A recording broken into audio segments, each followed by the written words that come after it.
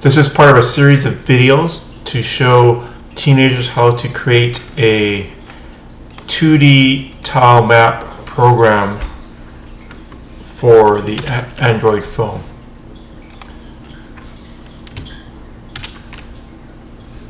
So a 2D tile map is what you see on the phone. This is running on a Samsung phone. It's running Android. The touchscreen is enabled. The game is written in Python and Pygame. In order to get the game onto the phone, I'm using Pygame subset for Android. So there's a series of videos that are easier to learn the basics. I created a video a while ago on how to use TileD, which is a map editor. It's a free map editor to create a JSON file. And that video only covered the usage of TileD. It didn't actually cover the loader that you're going to need to display the map. So I thought I would just start covering some of the basics of the loader.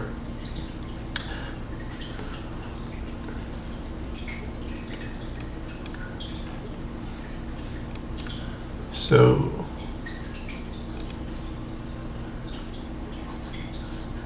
before you try to watch this video, you should have either watched the video that I made on TileD. Sounds not so great, but seems to be fairly popular. Or you should know how to use TileD yourself. You need to have your tile sets and your sprites. So this is TileD, this is the map. These are the tile sets, and the sprite is just a graphic for the character.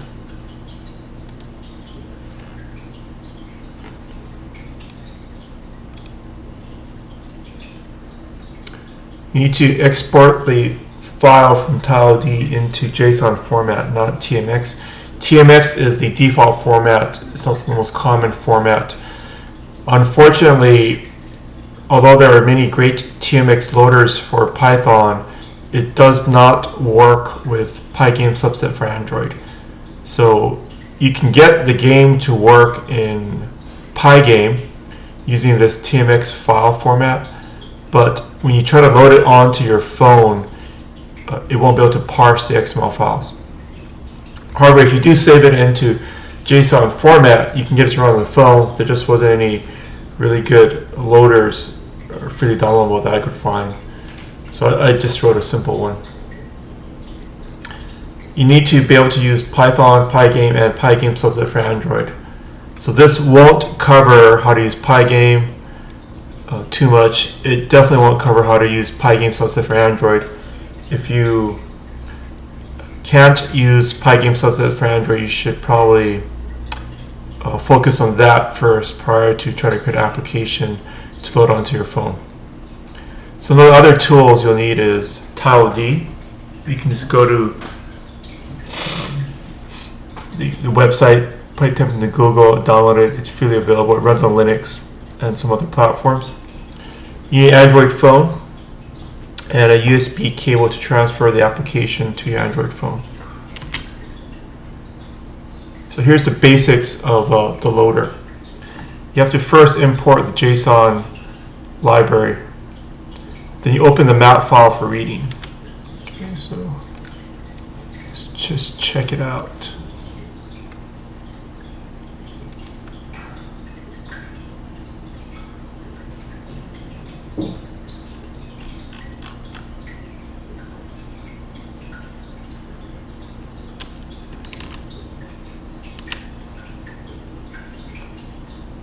So this is the first line is the JSON library. You just load it. Then you need to open the map file for reading.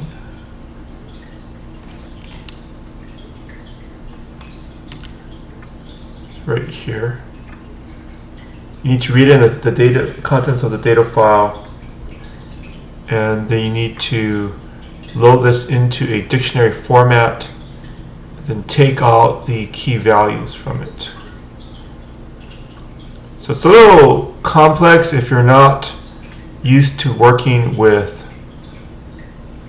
dictionaries.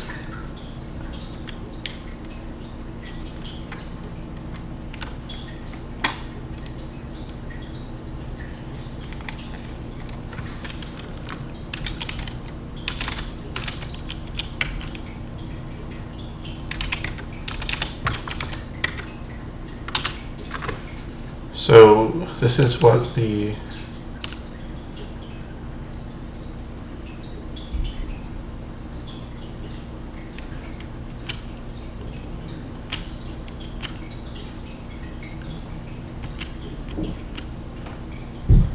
JSON format file will look like.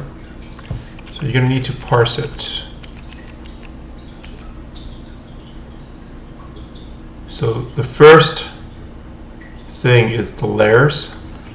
There's multiple layers. Within each layer, there's a data file. So this key for the data, and this is the contents, the value of the data.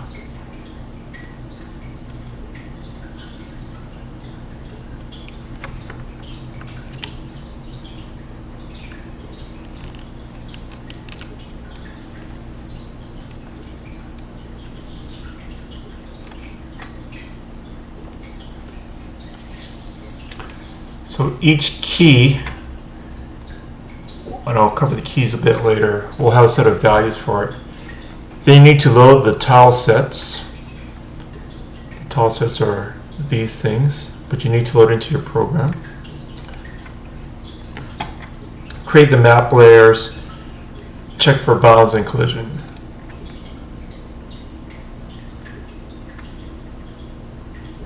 These are the keys.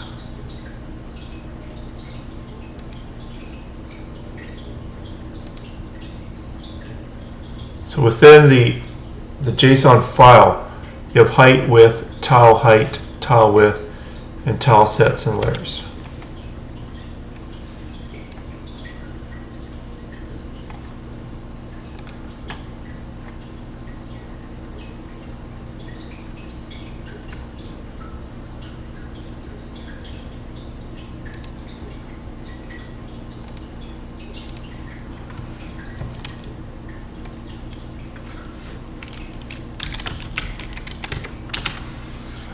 So this is the layers.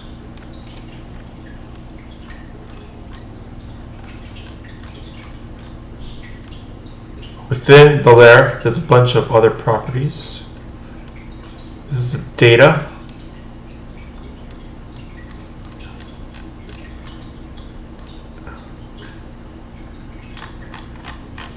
So all of that,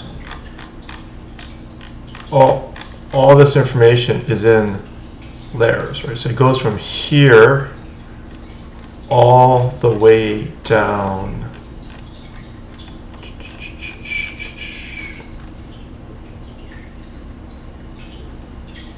to here. So that entire set of information is the layers value. So for the layers key, that's the entire thing. Then you have other things that we don't have to deal with, like orientation, properties, in this case is blank, tile height, tile sets. So tile height, tile width, tile sets, and layers. The big one is the layers and the tile sets. So this file is automatically created for you with tile D, and this is how you're going to load the image, and you have some information about the image. The tile set image. Okay. Let's go on to the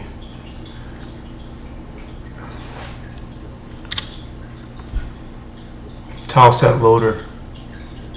You're going to have to load each tile set, slice into individual tiles, load it into the index list.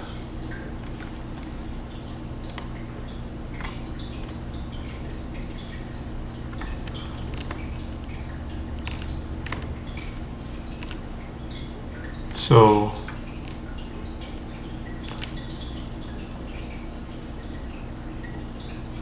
for this class, this section here just reads in the individual values and it'll store it. This is a section that loads the tiles.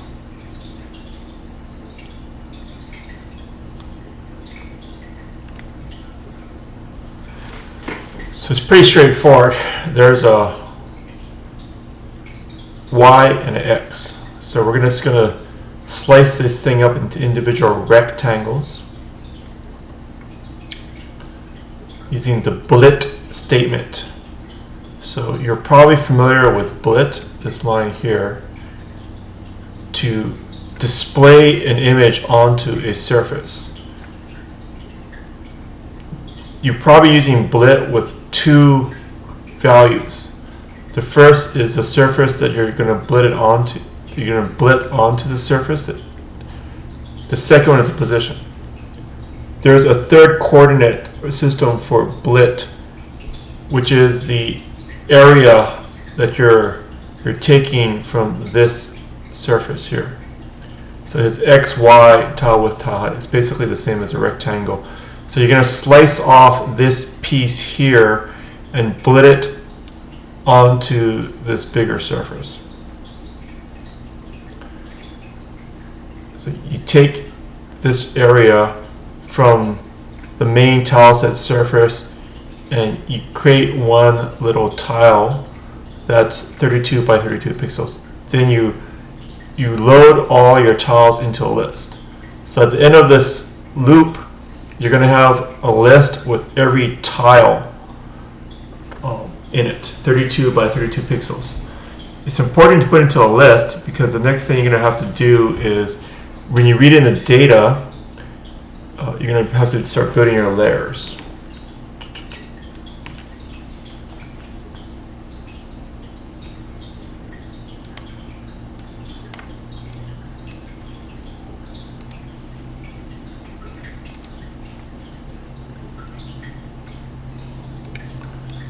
So each of these squares is 32 by 32.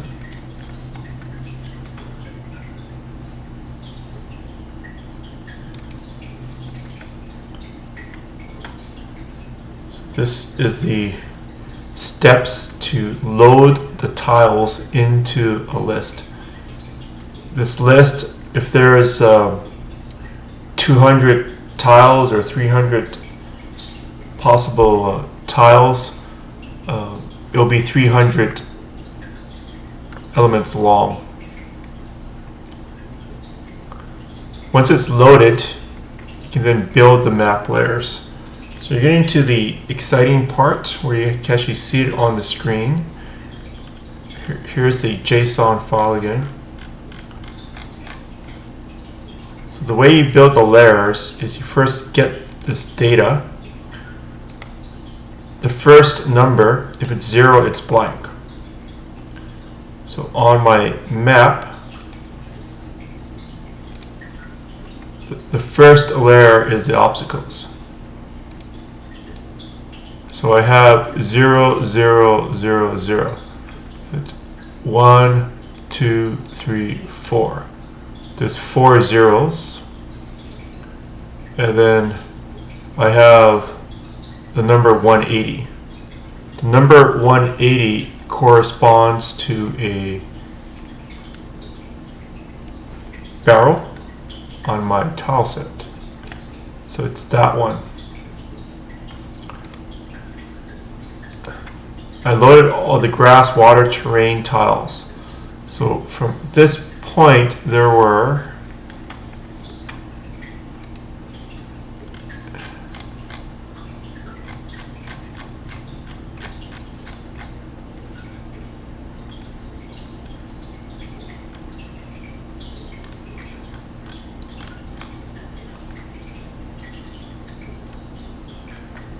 there were 120 tiles in the first tile sheet, tile set. And then in the second the tile set, it started at 121. That's how I know that there were 120 tiles in the first one. So this sheet has 120 tiles. This one has probably more.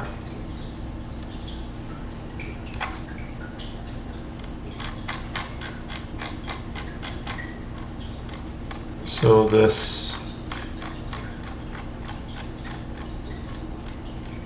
180 corresponds to the barrel on the second line.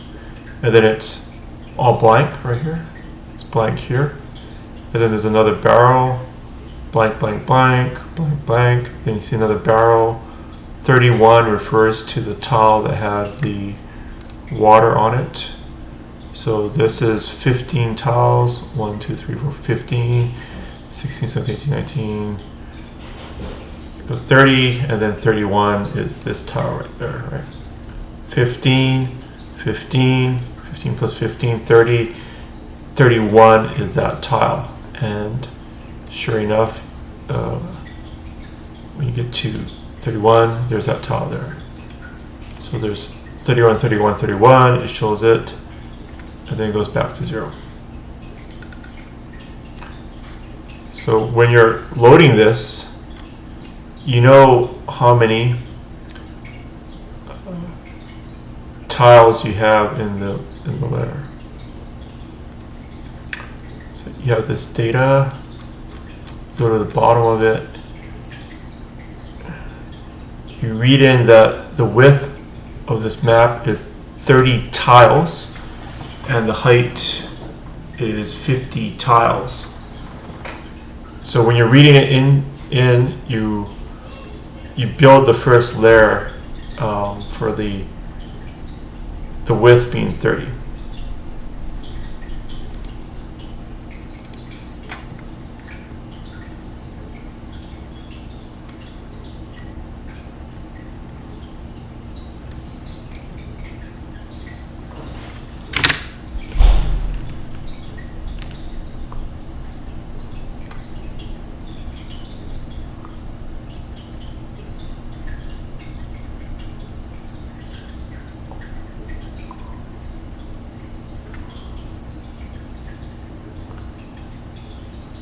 So this here is the height of the map in the number of tiles, and this is the width of the map in number of tiles.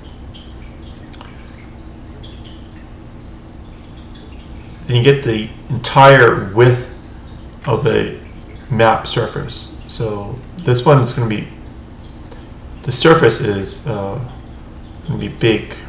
It might be like 2,000 or 3,000 pixels by 4,000 pixels. So for simplicity, I'm creating one giant surface. I'm going to layer it. I'm going to build the surface, and then pass that big surface onto the program.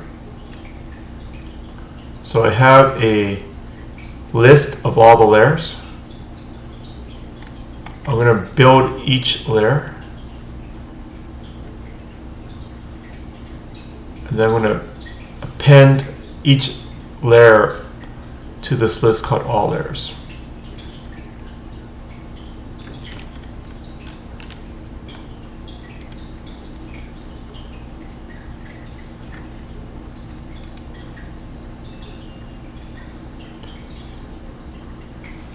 Then in the code,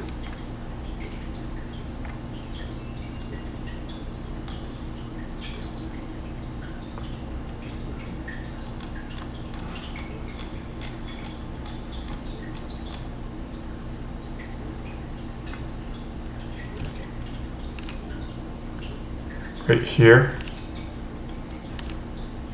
I just split the layer, which is a surface, onto the area that's the layer rectangle.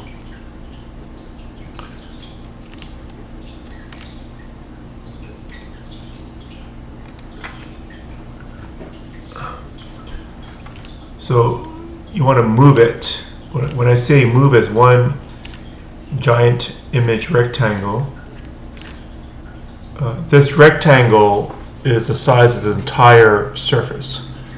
So if I move the x and y coordinates of it, the entire surface will move. So if I simply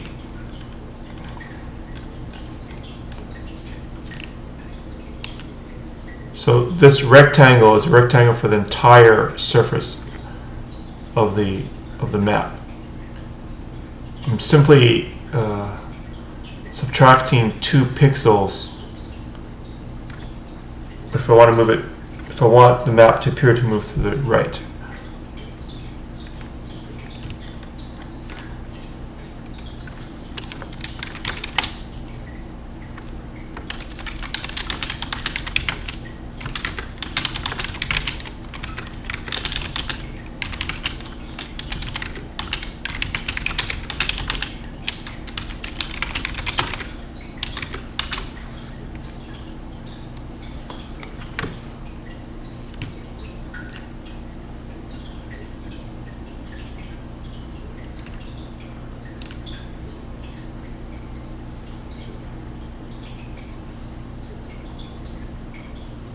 So the movement, partially the girl moves around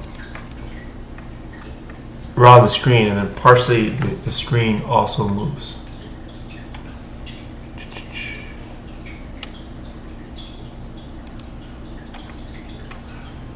Then you have to check for the edge of the screen and handle the edges. In this case, I have the person bounce when you get to the edge of the screen. So I think this doesn't show him getting to the edge of the screen. But when you do find the edge of the screen, you make him bounce. And then finally, you have to handle the collision detection. So if the little player hits a barrel, you want some action to happen. So in this case, if you hit the top of the screen, this is the top, the player will bounce slightly. Go down, it tries to hit a barrel, have the person bouncing. Same thing for the edge, the person will bounce.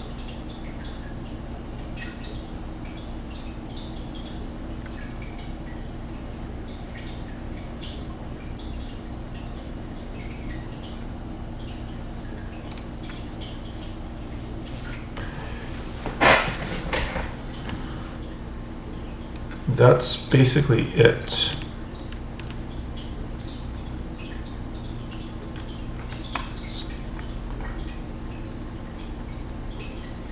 The bounds checking. Basically, if the left edge of the huge map is, if it's less than 0, then it's off the screen. So just make sure that the left edge is greater than or equal to 0. And for the right side, when you get to the right edge of the big map, it's simply